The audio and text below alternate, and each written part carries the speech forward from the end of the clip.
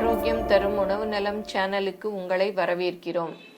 இப்பொழுது எல்லா வலியும் கேஸ் ட்ரபிள் தானா என்பதை பற்றி பார்ப்போம். அஜீரணம், அடிக்கடி ஏப்பம் வருதல், வாயு பிரிதல், வயிற்று இரைச்சல், வயிற்று உப்புசம் ஆகிய அறிகுறிகளுடன் காணப்படும் பிரச்சனையை வாயு தொல்லை என்கிறோம்.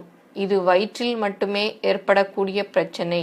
ஆனால் பொதுவாக வாயுவுக்கு துளியும் தொடர்பில்லாத நெஞ்சுவலி, முதுகுவலி, முழங்கால் மூட்டு வலி, விலா வலி, இடுப்பு வலி, தோள்பட்டை வலி என உடலில் உண்டாகும் பலதரப்பட்ட வலிகளுக்கும் வாயுதான் காரணம் என்று முடிவு செய்து கொள்கிறார்கள்.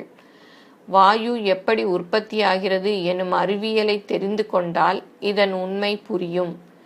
நம் உடற்கூறு அமைப்பின்படி சுவாச பாதையிலும் உணவு பாதையிலும் மட்டுமே வாயு இருக்க முடியும். பலரும் நினைத்து கொண்டிருப்பது போல தலைமுதல் பாதம் வரை வாயு உள்ளுக்குள் சுற்றி கொண்டிருப்பது இல்லை. அப்படி சுற்றினால் அது உயிருக்கே ஆபத்து.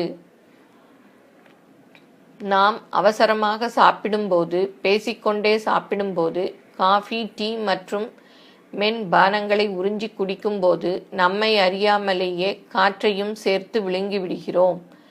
இந்த காற்றில் 80% இரைப்பையில் இருந்து ஏப்பமாக வெளியேறிவிடுகிறது. மீதி குடலுக்கு சென்று ஆசனவாய் வழியாக வெளியேறுகிறது.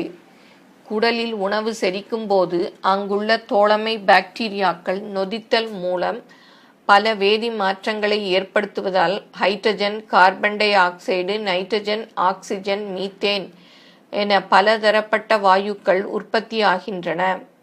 இப்படி நாள்தோறும் சுமார் 7 லிட்டர் வரை வாயு உற்பத்தியாகிறது. இது அப்படியே வெளியேறினால் சுற்றுச்சூழல் கெட்டுவிடும். எனவே இரத்தத்தில் இது உறிஞ்சப்பட்டு சுத்திகரிக்கப்பட்டு சுவாசப்பாதை வழியாக வெளியேறுகிறது. சாதாரணமாக குடலில் 600 மில்லி வாயு இருக்கக்கூடும். இது வெளியேறுவது உடலுக்கு நல்லதுதான்.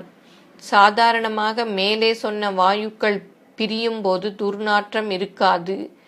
ஆனால் குடலில் சில என்சைம்கள் பற்றாக்குறை ஏற்படும் போது புரத உணவு சரியாக செரிக்கப்படுவதில்லை. அப்போது அமோனியா, ஹைட்ரஜன் சல்ஃபைடு, மெர்கப்டான் போன்ற வாயுக்கள் உற்பத்தியாகி ஆசனவாய் வழியாக கெட்ட வாடையுடன் வெளியேறும்.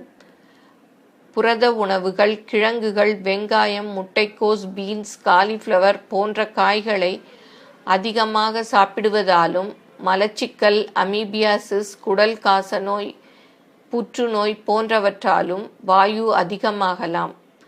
வாயு தொல்லை தராத உணவுகளை சாப்பிட்டால் கேஸ் ட்ரபிளால் மற்றவர்களுக்கு தொல்லை தராமல் இருக்கலாம்.